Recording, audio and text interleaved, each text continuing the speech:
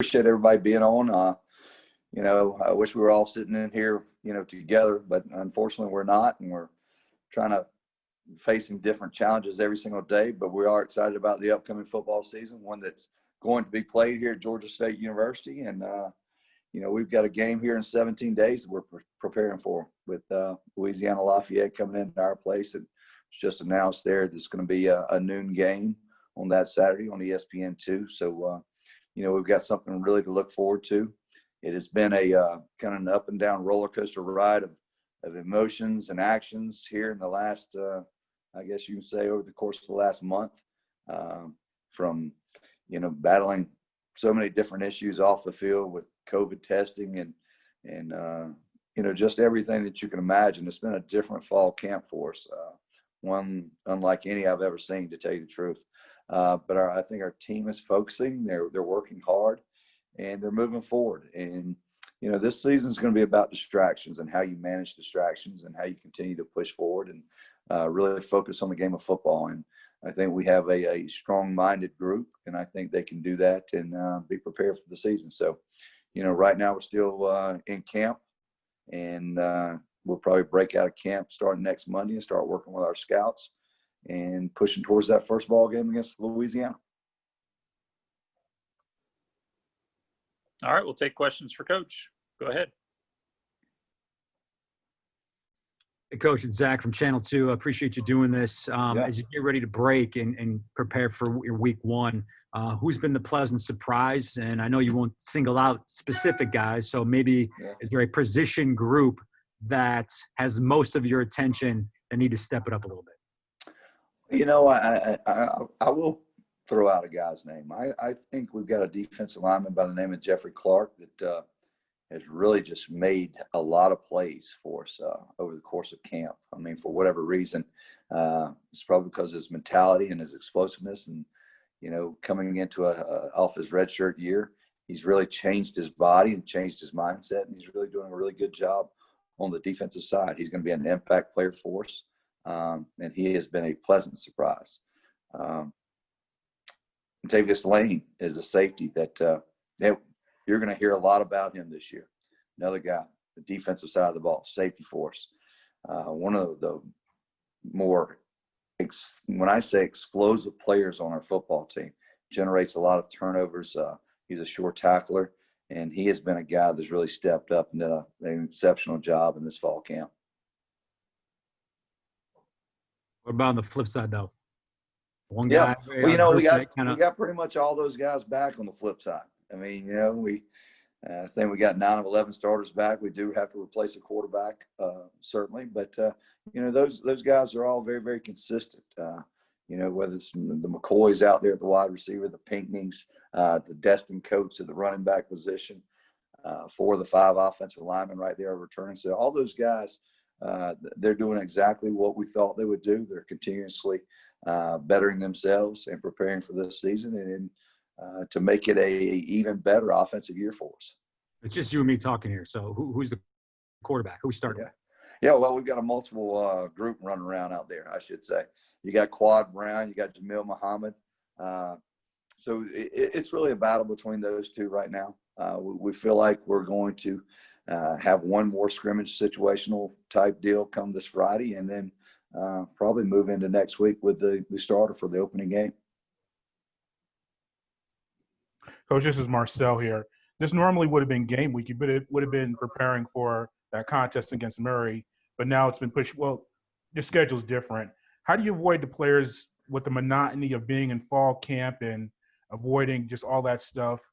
Because normally they would have been getting ready for a contest right now. Yeah, you have to choke things back a little bit. You can't go full speed ahead. I mean, right now we're practicing 4 and 5 days a week, and we're giving them multiple days off, continuous days off to get their bodies back. And, we understand you can't go out there and you can't practice over and over and over again without just becoming so, like I said, the monotony of it becoming boring and stale and not getting anything accomplished. You can choke it back. You can do some more special teams type work. You can focus on individual instruction. You can focus on different teams within your team, whether it's your special teams, your punt team, or whatever it can be, and you can take a slow approach to it. So, we've tried to do that for the most part. We didn't practice for a number of days because we had some COVID issues, so that gave them a little bit of break. But when we were able to come back and get started, we've been kind of business as usual, 4 and 5 days a week with a couple of days off. Hey, Coach, is there lots of people are trying to find opportunity in the chaos that is COVID. Might there be some opportunity with some more national television exposure for you guys? It's my understanding that might happen. How does that might benefit the program large picture with just the greater television exposure available? Sure. Certainly anytime you have the opportunity to play on one of the ESPN networks, that gives us, great opportunity, whether it's in recruiting or building our brand and getting that established across the country, just like we have been trying to do over the last few years. So with the increase in that viewership, it certainly does benefit us to go out there and play. I think we open up, like I said, Lafayette on ESPN2 at 12 o'clock that Saturday. So instantly right there, something that wasn't scheduled to happen is already happening for us as far as television exposure. Hi, Coach. My name is Brianna Malone. I'm a reporter from Panther Report News at Georgia State. And my question is, what are some key changes that you've made this season as opposed to last season that you think will be beneficial in the team's success? What are some what? I can barely hear you. What are some key changes you've made for this season from last season that you think will be beneficial in the team's success? Yeah, I don't know if you make changes, so to speak. I think you build your brand and you build your football team off consistency and just building that consistency day in and day out. And it doesn't matter exactly what team or position you have. I think you coach them in a certain way. But I think if you do have to look at changes, is how you coach certain individuals. For example, you have Dan Ellington a year ago, an older, more mature guy that had a little bit more experience than some of our quarterbacks do at this point in time. So you have to dial it back a little bit for these guys. Not so much spoon feed them, but you understand you can't just go out there and throw the whole kitchen at them. You got to make sure you have a plan in place. There's a process, and you take step one. And once we conquer step one, you can move on to step two.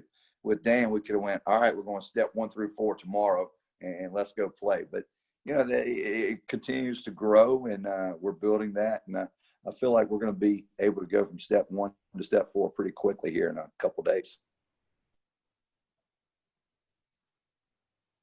Shawn, this is Marcel once again. Yes.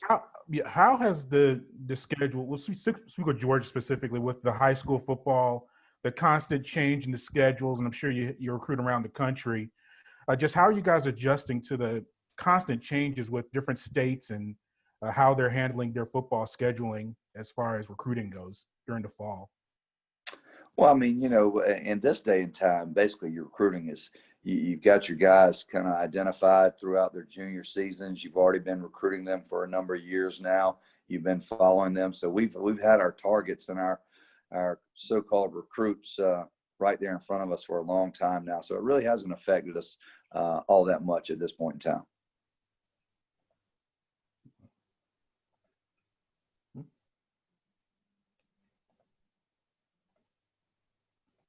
I have another question. I have another question, Coach. Yes. What are some safety precautions that you're taking for the team as well as yourself and the rest of the athletic department during the pandemic? Well, sure. I mean, it's mandatory mask, and you walk in our facility, and you starting with our athletic training staff, Bob Murphy, and you got temperature checks. We test every single Monday, every individual that walks through that door on our football team, and we just make sure that we carry out just the common sense details. Hey, the proper distancing when you're in meetings, your mask is on at all time, the 6 feet or less. So, we've been doing it for such a long time now. It's almost like second nature. We do when we get out there on the football field. We as coaches, we are wearing our mask, and then of course our players are not at that time. But here's what I want you to understand is, we're all tested on that Monday, and our entire football team, we know who needs to be isolated and who doesn't. So those safety protocols are in place, and we feel very, very comfortable in what we're doing. And I attribute all that to our athletic trainer. Bob Murphy has done an exceptional job. I think our team reported somewhere around June 1st, and this has been an ongoing process every single day, Monday through Friday. It's screening, testing, masking, and his staff has just been fantastic with it, and I can't say enough about them. Hey, Coach, how you doing? Good. Hey, man. Nice hat. Yeah, good to see you. Yep, thank you. Hey, as you know, we ran the ball as well as we've run it in the 10 years we've been playing football, and Trey Barnett obviously graduating is a big loss. So the practices I've been at, obviously Destin and Dawson and Tucker, I just wanted to get your thoughts. I didn't think you were supposed to come to practices. Well, I'm up in the stands. Yeah, we're going to have to see about that. Okay. I was just curious. I wanted to get your thoughts on the two young guys that I've seen get quite a few carries, Marcus Carroll and Makari Pruitt, how they're coming along. Yeah, I think, Pruitt, we moved over from a wide receiver position just for a little bit of depth. And, boy, Marcus has done a really good job. Both of those guys have come in and then gotten quality reps in thus far in camp and have really made the most of it. I think both of them are very, very capable of being good quality running backs. And, you're probably going to see one or two of them a little bit more than you thought you would this year.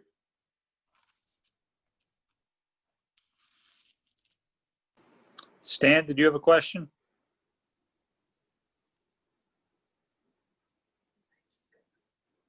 Maybe not.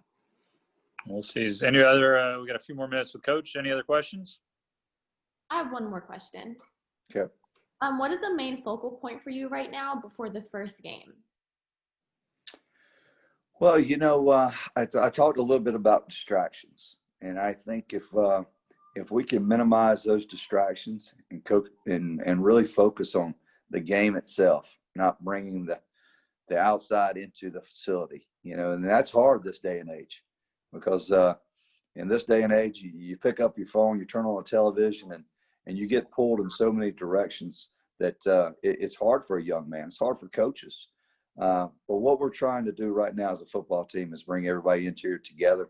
I call it kind of the tunnel vision aspect. You got to have blinders on like a racehorse, and you got to see what's in front of you, and you got to see what's ahead of you, your goals that are ahead of you, and you can't let anything to the right or left of you gain your attention, because as soon as it does, it's just going to pull you back. So we're trying to stay focused and limit those distractions, and like I said, keep moving forward to that first game. Thank you. Thank you.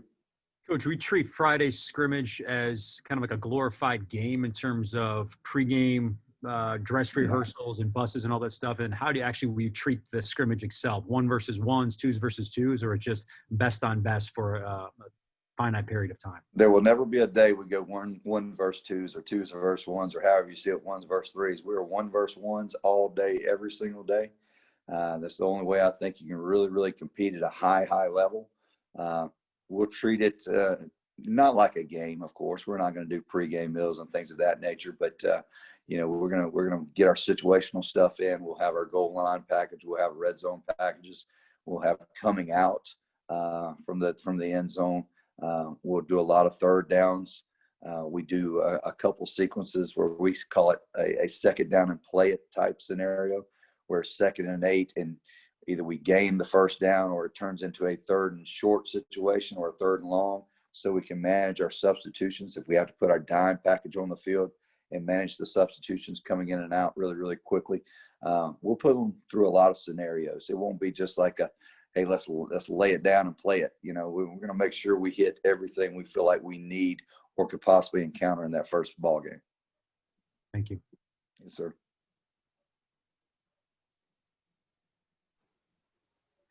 All right, we got time for one more if anybody else has one. Otherwise, we'll let Coach go. Well, I guess I'll close it out, Coach. Any word on what the team captain situation will be this year with the guys you got coming back, the more experienced guys? Typically, we do that 2 weeks out. And so next week, we start in that 2 weeks out. And you'll probably be hearing a little bit more about that probably Monday or Tuesday of next week.